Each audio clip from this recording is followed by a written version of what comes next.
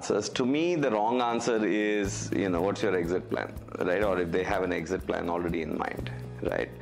I believe that houses, companies are like houses that you build to live in, right? That is not to say that all companies will end up, constantly being permanently in that house.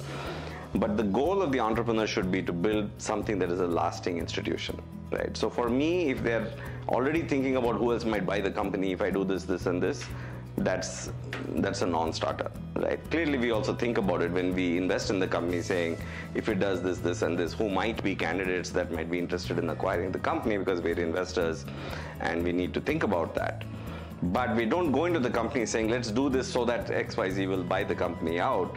And we also, people need to know that good companies are bought, they're not sold, right? So if you want to really maximize the value, you really have to build the company as though you want to do this for the rest of your life. So that to me is the most important thing that I look for with entrepreneurs, right? Are you here for the long haul? Is this what you want to do? Is this what you want to do for a long period of time? And, are you committed to building it right?